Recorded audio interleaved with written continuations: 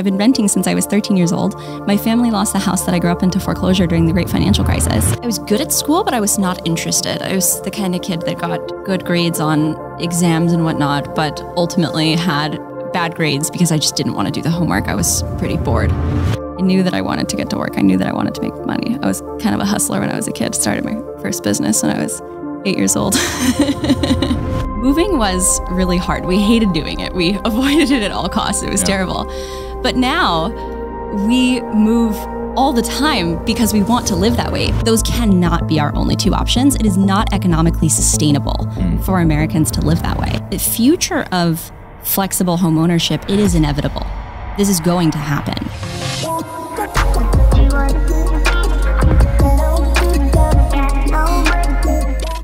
Okay, so Lauren, welcome to the podcast. Thanks for having me. Of all the things you could have built, why did you decide to build in home ownership? There was never going to be anything else. It was always going to be that. This is what we're building at Roots is it's something that I need. It's something that everyone I know needs. It was clear. There was no choice involved. This was always going to be it. So what exactly is Roots? Roots is a company that allows you to build equity every single month. You live flexibly as a renter does while building wealth as homeowners do. It's really the best of both worlds. Interesting. Why do you think something like that hasn't been done before? There have been some companies that have come up with on-ramps to whole home ownership, right? Over the last, this has been happening for a long time, but over the last 10 years, home ownership has become far less attainable than it ever was previously. And so there are companies over the last 10 years that have come up with a new way to buy a home where you have an on-ramp. You know, you can build into a savings account each month that can eventually be converted into a down payment. I think the reason that flexible home ownership, which is what Roots offers, hasn't been done before is because in recent years, we've experienced a large cultural shift around the way that we approach the way that we live. 5 years ago, moving was really hard. We hated doing it. We avoided it at all costs. It was terrible. But now we move all the time because we want to live that way. Post-COVID, we want to live flexibly. We live in a world now where we value the ability to work remotely and the ability to just have a flexible lifestyle. I mean, how many people do you know that are kind of nomads in some sense, right? They just pick up and move to a new city every now and again when they want to have a different vibe with where they're working. And that wasn't the case 10 years ago. And so I think it's really just the perfect time to do something like this. And it wasn't as attractive to people 10 years ago as it is today. And so now if I was someone who wanted to kind of live that nomad lifestyle, how does Roots fit into that? Yeah, so with Roots, you have the ability to make just a 1-year commitment, but experience the benefits of home ownership within that. So if you want to move to a new city for a year and check it out, well, currently we're only in Las Vegas. So if you want to move to Las Vegas for a year and see what it's like to live there for a year, then you can do that. You can move into a Roots home and you will build equity every month in your home. What does that mean? Yeah, so I think a lot of people don't really understand the true meaning of equity. There's this concept of ownership and this concept of equity, and they're very often conflated. When you own a home, and let's say it's a $300,000 home, but you have $200,000 of debt on it, your equity is $100,000. It's the amount that is between the debt that you have on that property and the total value of the property. And I think a lot of the time people conflate those two things. Gotcha. I didn't know that. Yeah. Yeah. So then why would you start it in Las Vegas? Yeah. So first of all, I'm from Las Vegas. So a lot of our customers are actually all of our customers, for the most part, they are individuals who actually could go out and buy a home the traditional way. They have high credit, they have high income.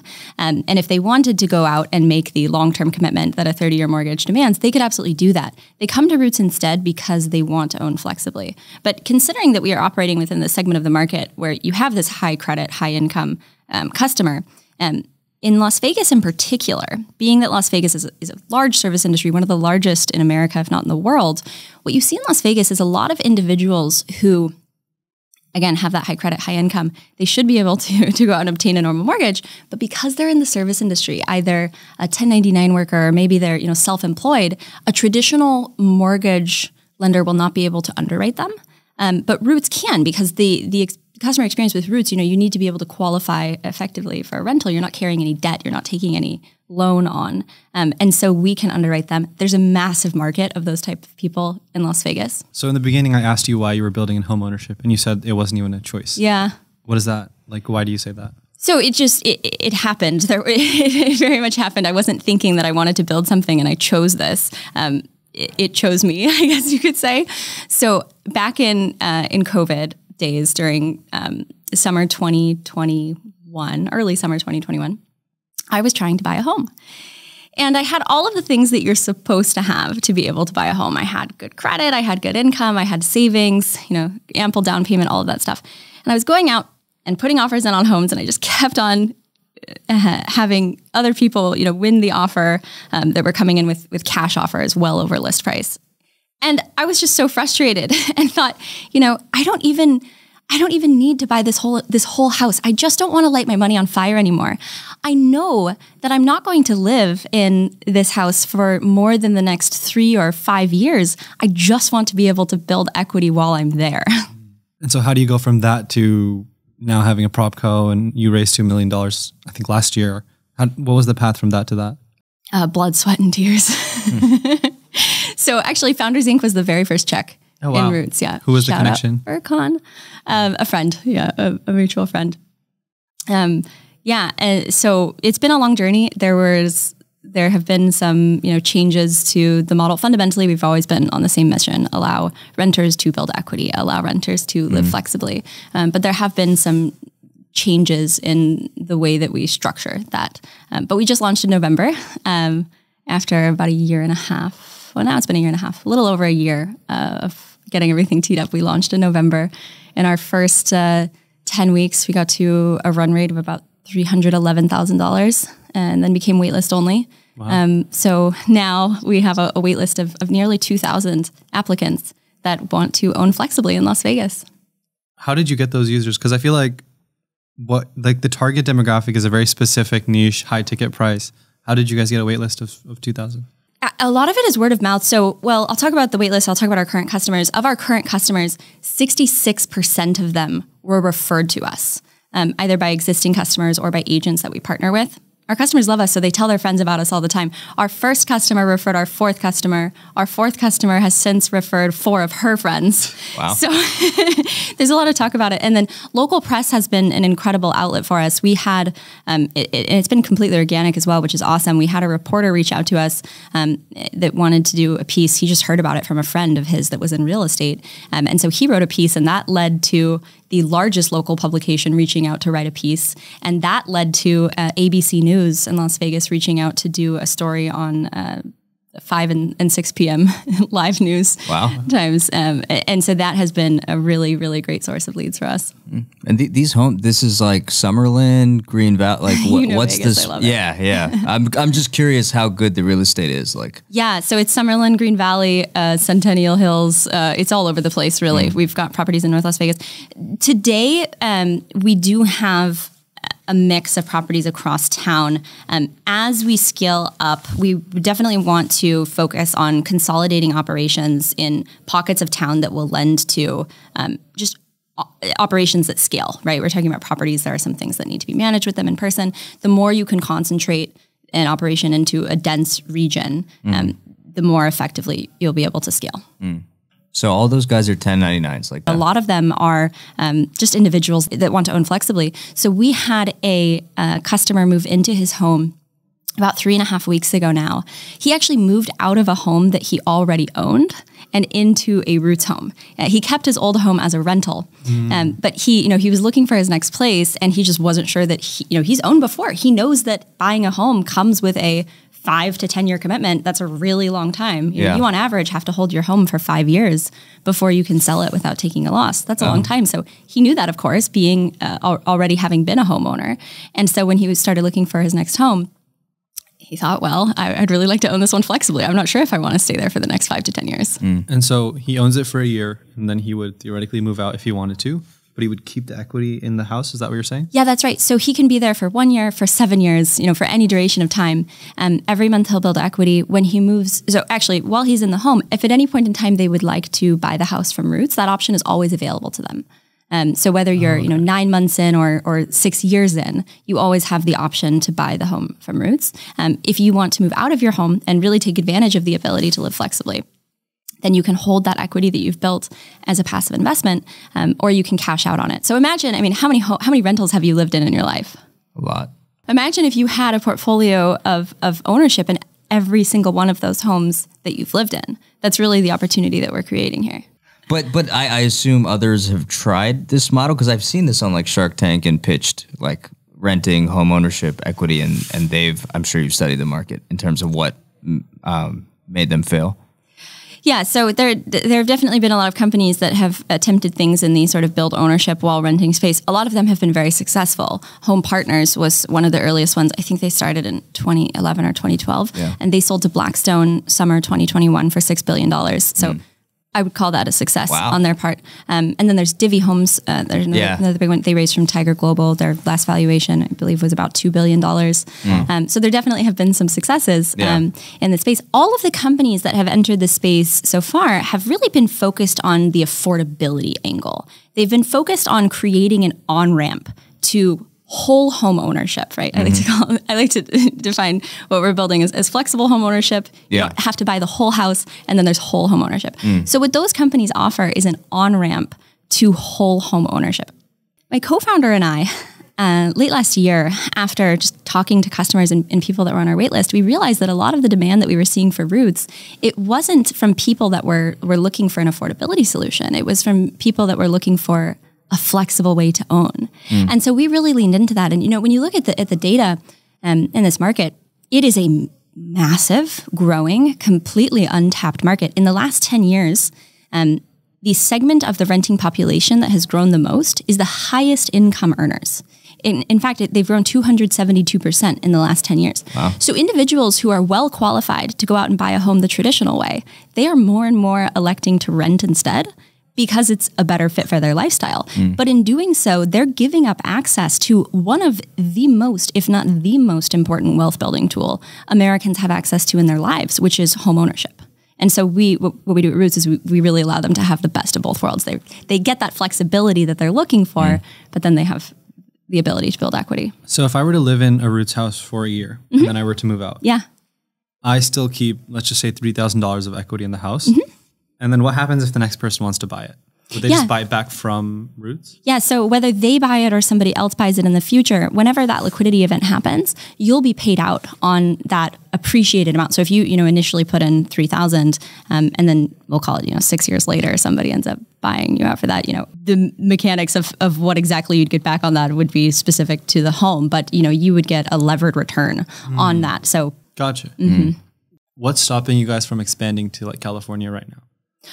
Oh, okay. So there are certain parts of California that we can absolutely grow into. There are other parts of California, San Francisco, Los Angeles, where this model does not make sense for consumers. The reason is that in markets where home prices have greatly outpaced rent increases, it doesn't make economic sense for the consumer. So I'll break that down a little bit.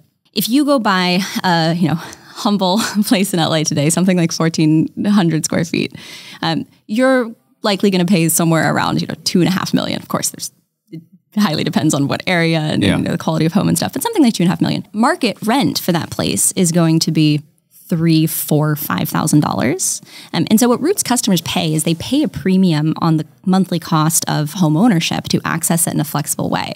So if you're looking at market rent, that's, we'll call it $5,000, and then a premium on what would have been a $20,000 mortgage, it makes sense for you as a consumer to save that delta and do something else with it. It's a better use of your capital. However, in every other market, with the exception of Los Angeles, San Francisco, New York, and then Miami and Seattle are potentially headed in that direction, this model is really the better way to own for people that are not looking to make a 5 to 10 year commitment. I will say, if you're, first of all, this is not financial advice, but if you are looking for a home that you're going to stay in for 10 to 15 years, a traditional mortgage is a really good option for you. You should consider that. You shouldn't consider that. It's not financial advice. You should do whatever you want. But actually with Roots, so in the case of Roots, in the first 5 years that you live in your home, you actually build 95% of the equity that you would have built in paying down the principal on a 30-year mortgage that had a 10% down payment. In 10 years, it's 90% of the equity. So again, if you're looking to stay in your home for 10 to 15 years, a mortgage is a good option. But if you're looking to stay in your home for something like 1 to 8 years, then Roots allows you to build a comparable amount of equity in a flexible way. And when you're pitching investors this, what was their initial reaction? Oh, it's all over the place. I mean, I hop on a call with people all the time that are like, oh, I need this. Yeah. This is, I was just on a call with somebody the other day, yesterday, I think actually, that told me that, she has rented all over the place for the last 15 years and she has spent so much money on it and she hates thinking about it and she has absolutely nothing to show for it. And so this product is something that she really needs. And then you've got, people that own and they don't really resonate with it as much. It's kind of all over the place. And so when you're initially pitching, had you done a startup before? No. Did you study anything like this in college? No, I didn't. So then what do you think the reason was that investors kind of went with it? This is deeply personal to me. And I feel personally that is conveyed in the action that I take in building this, and the seriousness that I have and dedication that I have in making this a reality. The thing is that if a future of flexible home ownership, it is inevitable. This is going to happen. I mean, so for the first time ever, I'll tell you this, for the first time ever in Q4 2022, more built to rent units were started than built to own. That has never happened before. That is a trend that we cannot allow to continue. It would be an economic catastrophe for people our age, if there's more rental supply. Especially Vegas. You see everywhere you drive on the desert. It's just apartment buildings, right? Popping up. What is definitely true is that the reason that we have more built to rent units, that we had more built to rent units being started in Q4 than built to own for the first time ever is because there is demand for rental products. That's why that happened, right? They wouldn't be building these if there wasn't demand for it. And so we cannot allow, as a society, us to move into a future where you have, we know, everybody knows the American dream, right? You learn about it when you're 4 years old in kindergarten, which is to own a home. And so we cannot allow Americans to exist in a society where everybody knows that home ownership is this really essential thing to building wealth. It's so important. It's something that we all want. But if for any reason traditional home ownership doesn't work for you, your only other option is to light your money on fire every month. Those cannot be our only two options. It is not economically sustainable for Americans to live that way. So flexible home ownership is going to happen. And this is something that I have very deeply personally experienced. I've been renting since I was 13 years old. My family lost the house that I grew up into foreclosure during the great financial crisis. And we moved into a very cold rental, right? And so I've been living this way for more than half my life now. I understand the problem deeply. I feel like a lot of even people my age are now starting to get out of college, starting to think about home ownership. And I'm Muslim for context, right? A lot of my friends are too. And we start looking at maybe buying a house and you realize how many Sharia law, Islamic rules there are around it that stop you from doing that. And so when you were talking earlier, I was like, oh, I kind of see how this somehow goes around all of those. Yeah. It's really interesting. We're here for you.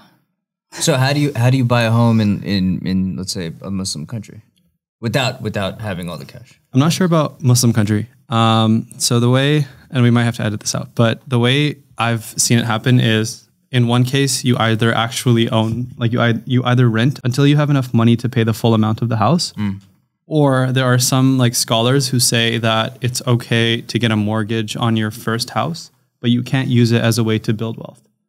Interesting. So you can't flip. Those things are deeply intertwined. Yeah, and then I don't know how you could separate them. Yeah, but your startup is also almost against the flipping culture. Well, not against the flipping culture, but it's meant so these homes are supposed to be owned and carried on the equity. Yeah.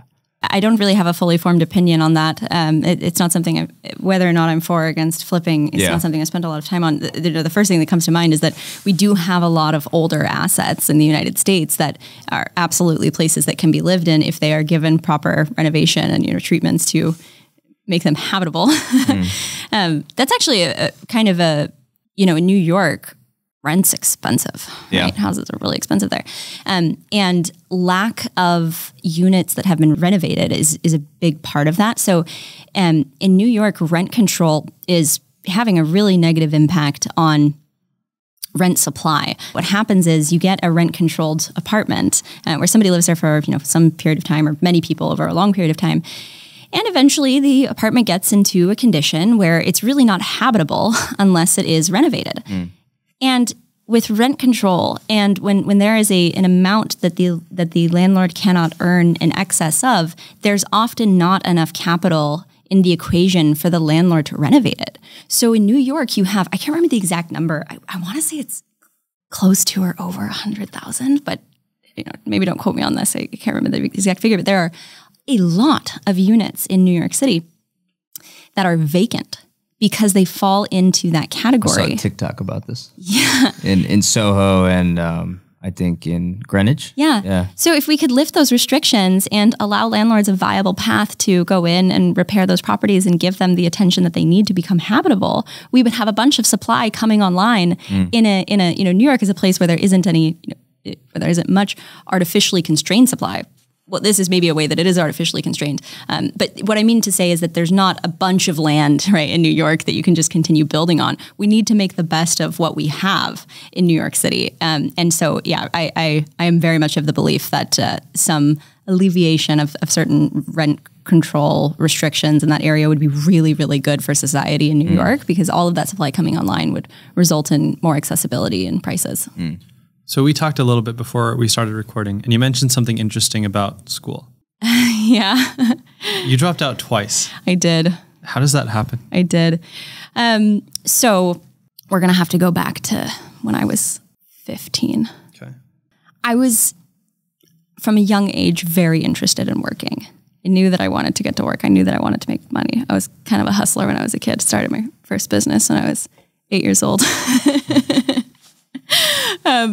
The first one failed. Started the next one when I was 9. It was successful. The first one failed. The first one failed. When you're 8 years old, it failed. Yeah. When did you pull the plug? How did the day that we went live.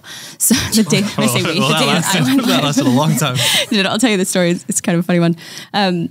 So I grew up in this awesome cul-de-sac. All of the parents were friends. All of the kids were friends. It's like truly the American dream childhood. Imagine, you got a bunch of kids riding their bikes, so the sun setting in the background while the parents are all grilling in someone's yard. It was awesome. I was listening. I always really enjoyed just hanging out with the parents and listening to them talk. I actually like that much more than playing with the kids a lot of the time. So one time I heard one of the moms in the neighborhood talk about how it was always frustrating to her. She has 6 kids, okay? So it was always frustrating to her when there was a field trip on a day that she forgot about, and she had to remember to pack snacks for her kid because they wouldn't be eating at the cafeteria that day like they usually do. And, that was frustrating to her. And I thought, I could sell you some snacks for those days. So I had my dad help me make a menu. It was Microsoft Word, size 72, font, that rainbow transition. Or, you know what I'm talking about? Yeah. It was like, I don't know what I called it, like Lauren's Snacks or something like that. And it was just a menu of like a little, I'd pack a Ziploc bag full of different snacks, salty, sweet, Sour Patch, M&Ms, whatever. Distributed that to all the neighbors' houses and expected that eventually I'd start getting orders. So I took out a loan from my dad, something like, $5 or $10. He took me to the grocery store, and a steep loan. He took me to the grocery store, and he helped me get the inventory that I needed, so I'd be able to fulfill these orders whenever they started rolling in. So, fast forward I don't know if this was the next day or a few days later, or weeks later or what, but at some point, get a phone call in the morning before school. One of the neighboring moms, Kim, she wanted snacks for her son's field trip that day. She wanted a bag of Sour Patch Kids. And I was so excited. So when my dad had when we got home from the store, when he was, helping me secure my inventory, my mom put all of the snacks on top of the refrigerator so that my brother wouldn't eat them. All right. So then on the day that I got this order, I'm like, Mom, Kim called. She's going to pay $5 or $3 or something for this. Can you get me the Sour Patch off the top of the fridge? She goes to get it. My dad ate them. They were gone. Wait, your dad ate them? Who gave you the money to buy? What kind of sabotage? My dad had really bad sweet tooth. That's an bad investor story, right? Yeah. Your investor. He ate them. Yeah. So I was devastated. I started crying. My mom called Kim to tell her because I couldn't face it. I was so embarrassed and ashamed. What my dad had done. She was 9 years old, and her next company was a crypto stablecoin. My next company was an eBay store. I was buying and selling, actually not buying and selling. I was really just selling anything in my parents' house that they would let me. Okay. So that they would not let flipping, just getting rid of things. Yeah. Like, Mom, we don't really use this toaster. I was like, oh, once you're done microwaving my food, can we sell that too? Well, I think it started with books. So it's actually started. So when I was a kid, there was a book series that I really liked called Junie B. Jones, and I read. I don't know if that's maybe a girl thing. The mystery one. Yeah, it's not a It's not really. I'm thinking about Cam Jansen. Something that starts with a J. I know what you're talking about. There was one, every time a new one came out, I always got it. I loved it. It was my favorite book series. And so there was one that they didn't have it in the bookstore. And so I was looking for where I could get it. I was looking online, and I found it on eBay. And so then I just after I got it, I realized, wait a minute, somebody else is going to want this book. And they're not going to be able to find it. And I got it on eBay. I bet I could sell it for more than I got it for on eBay. So pitching as Amazon. So I did. Her next company was Arbitrage, so not too far from crypto stablecoins. So that's how it all started. And eventually it got to the point that my parents, they made a deal with me because I was being a little greedy with all the things that I could get my hands on to list on eBay in our house. They made a deal with me. Okay, from now on, we will buy you a book a week that you can sell on eBay as long as you read it first. So we're going to quiz you at the end of the week and make sure that you actually read the book. So they'd read and then it too? You can sell it. I don't know. I'm sure they probably just asked me, questions that could give them some indication that I always did read them. I was genuinely interested in them. So you passed the quizzes? Yeah. I sold every book I had. So how do you get to dropping out twice? Yes. So I was always interested in working from a young age. Yeah. I was good at school, but I was not interested. I was the kind of kid that got, good grades on exams and whatnot, but ultimately had bad grades because I just didn't want to do the homework. I was pretty bored. So at 15, I got a flyer in the mail one day about this program where I could go to school at CSN, College of Southern Nevada, or UNLV, University of Nevada, Las Vegas. And while going to school there, I would get credits for my high school classes. Yeah. So a dual credit program. And so I signed up for that right away. So my junior year of high school, I spent doing that. And then I got a job. So right at the same time that I started going to university, I also got my first job. Well, not my first job, but my first big girl job. Yeah, was it? It was actually a clothing startup. Oh. Uh-huh. Yeah. I was their first hire. What were you doing? It was great. Everything, as a first hire at any company, that's kind of the way it goes. Eventually, I was titled Director of Operations when we later moved to LA and really started scaling the business. But in the beginning, I don't even know if I had a title. Makes sense. We'll pay you this much every week and I'll just come in and do whatever we need. Yeah. That's the way it goes.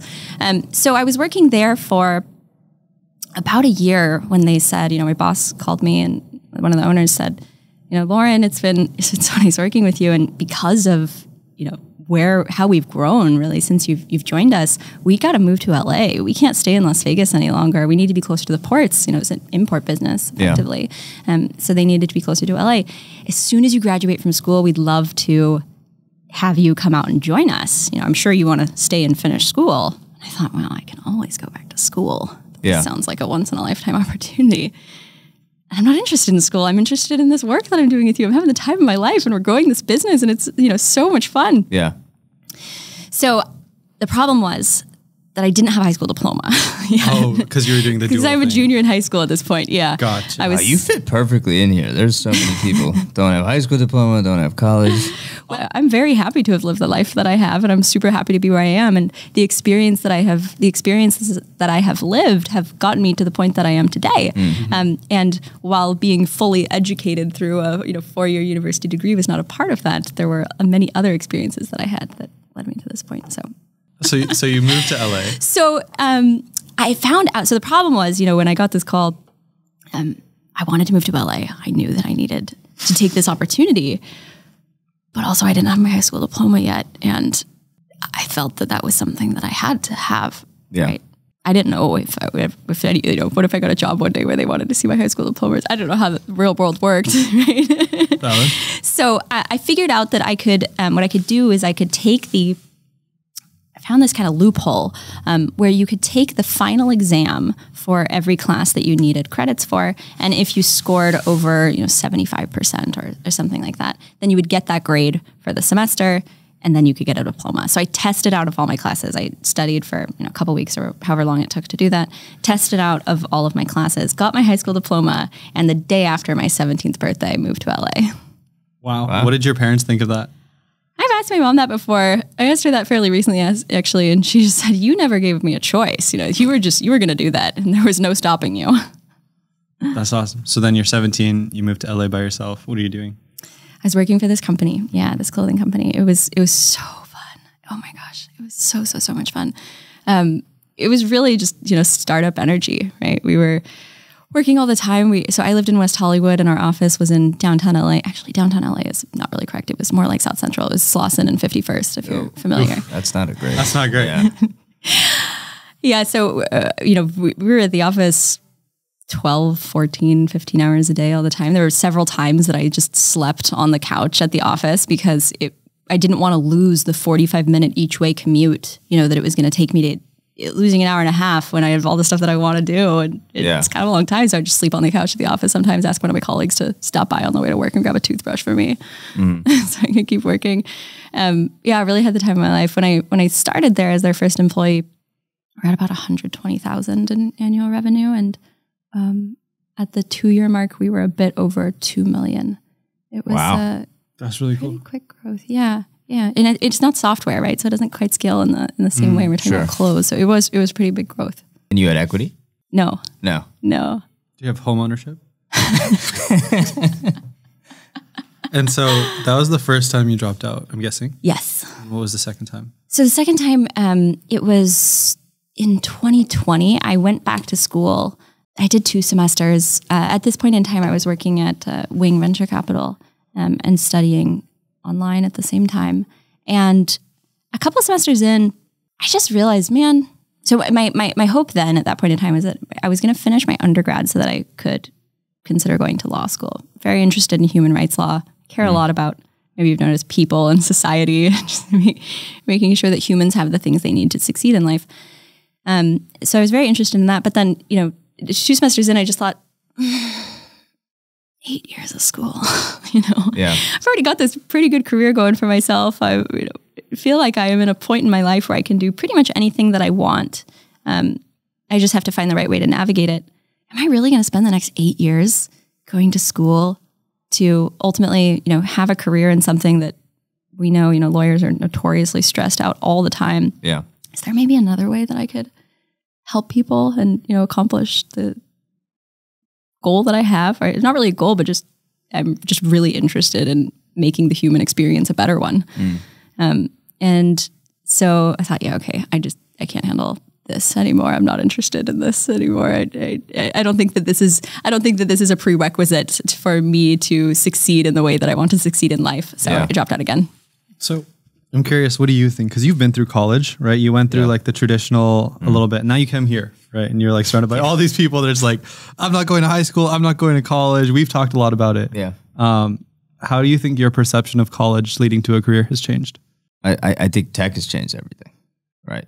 Like you guys, when I was going to school, like even cameras, we'd spend, I don't know, it cost like $25K probably to have this set up. True. And then someone to edit it, someone to, I don't know, color grade it. It would take weeks to produce something we're doing right now in an hour. Yeah. And you guys pick up the skills so fast. So I think your ability just to do things has changed a lot, where I don't think 10 years ago this is as applicable.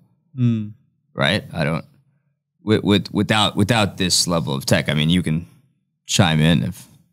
It was 10 years ago that I dropped out for the first time. Yeah. 11 years ago, actually. But do you think, like, let's say you dropped out 10 years ago and you had the Roots idea, I assume it would be logistically harder to build it yourself. What would you do without Stripe Atlas and Mercury?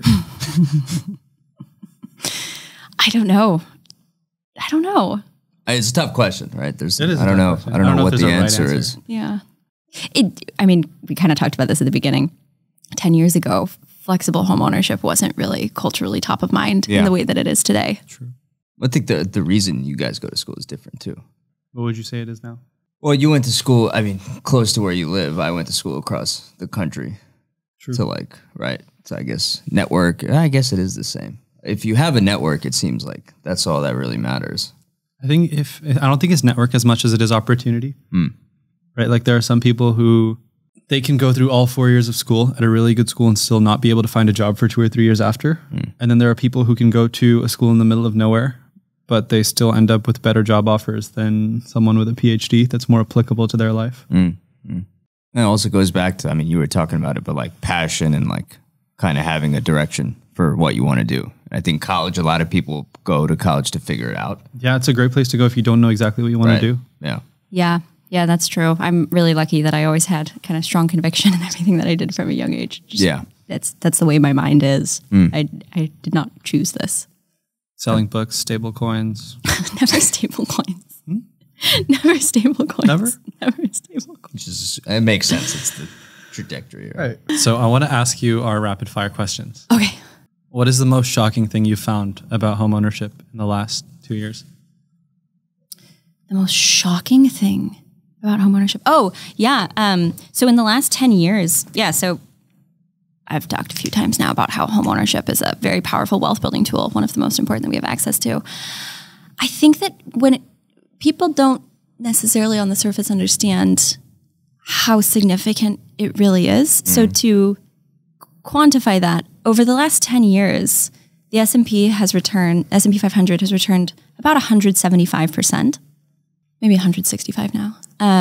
In the same period of time, levered home equity has returned 650%. Wow. So it is a massive, massive difference. But is the cap gains tax different? Store and value.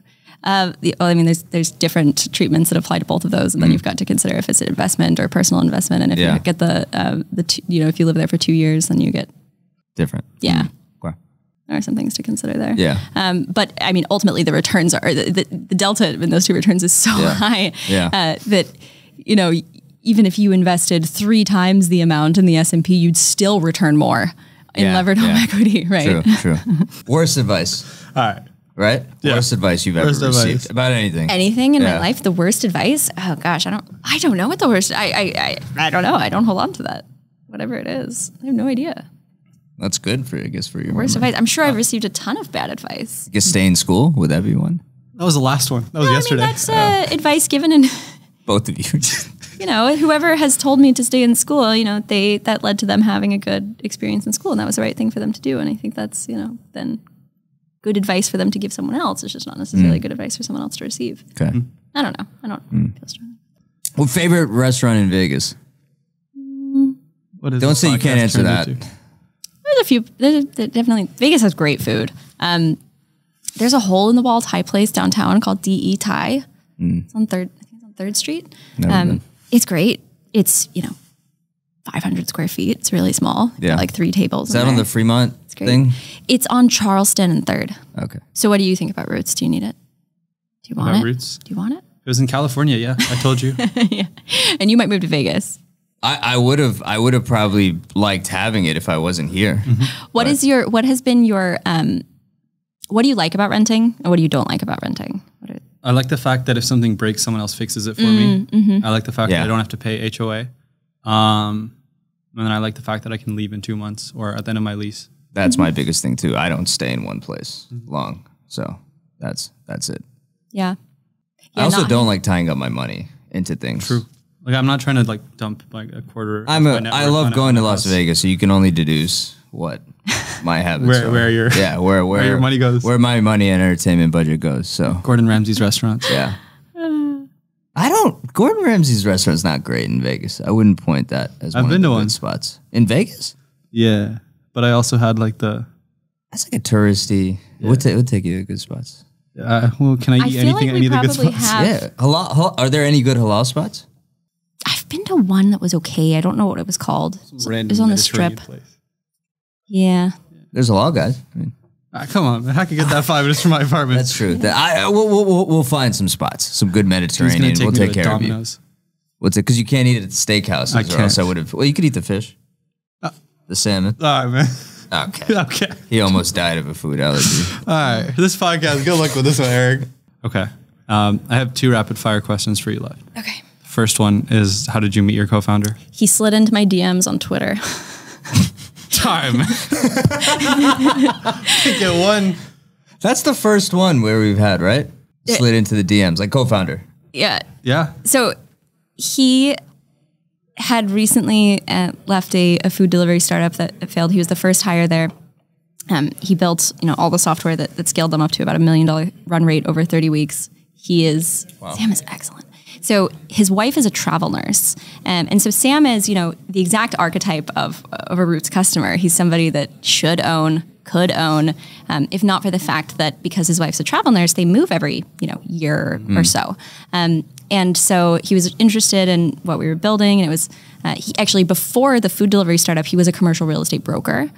So he had, experience in that world of things. So it's kind of the intersection of what he'd done and what he was interested in. And he's fits the customer persona, you could say.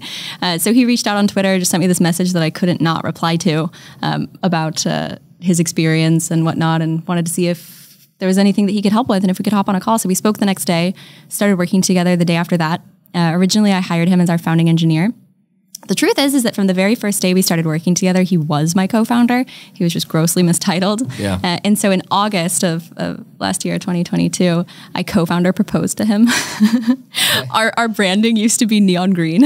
And so I got a neon, this was actually, do you know KP from Rollfi? This was KP from Rollfi's idea. I was asking him, how should I do it? Imran and Labib? Yeah. Okay. Well, ODX. ODX, gotcha. Yeah. Yeah, so KP, I asked, what should I do? Do you have any ideas? I want to make this just... Sam is the most pragmatic person I've ever met in my life, and so I thought it would be really funny to just make this incredibly over the top and just do the absolute most. So I had his wife help me plan everything out, and KP's idea was get a neon green ring pop, get on one knee, because that was our brand back then, and do a proposal. So his wife helped me coordinate it. We went to some place on the Strip, Chandelier Bar in Cosmo, and I got to one again. I was like, it's been a pleasure. Wait, you did it in the Chandelier Bar? Yeah. Like in front of people? Yeah. I was trying to do the most. This is, his wife is like the best. She's it's like one of the most well-known bars, thing. like on the Strip. Like, oh God. So it's like, it's really, it's a nice, nice, It interesting. was great. Wow. Okay. It's great. Roots.homes, www.roots.homes. You can join our waitlist if you live in Las Vegas. You also, if you want Roots to exist in your city, you can request the next market there. Okay. We will absolutely consider that when we start deciding where we will move to after Las Vegas. I'm on Twitter, Lauren L. Self. Yeah. Sweet. Awesome. Well, thanks everyone for watching. Make sure you leave a like, comment, subscribe, all the YouTube things, and we will see you next week.